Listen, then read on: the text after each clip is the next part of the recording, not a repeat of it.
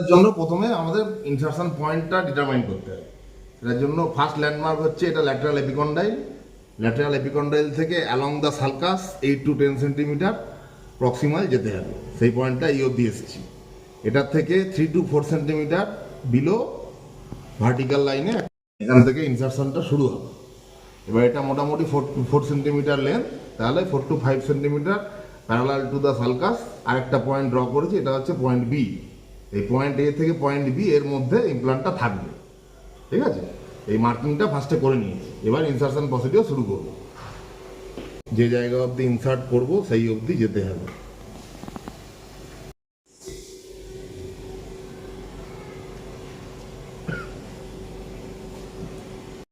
Lignocaine নিয়েছি, 2% lignocaine injection. এটা এই পয়েন্ট এ যেটা সিলেক্ট করেছি তার একটু আগে থেকে একটা সুইচ ফোটাচ্ছি, মা অবস করবো। ঠিক আছে,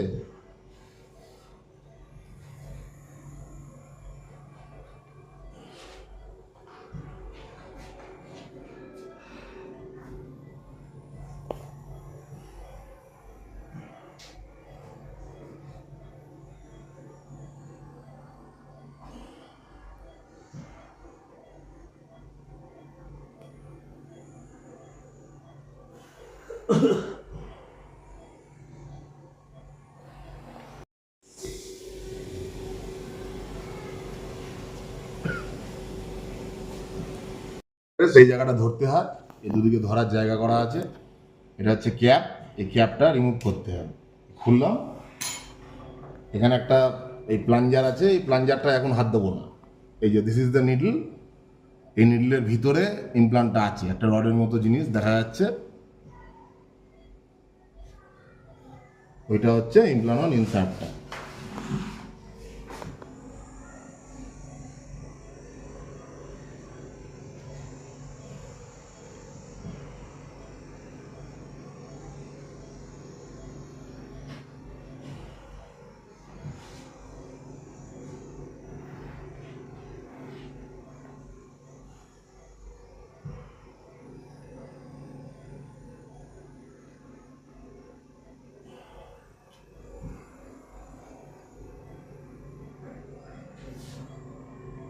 ঢোকানোর পরে প্যারালালি চলে গেলাম, পুরোটা ঢুকে গেছে।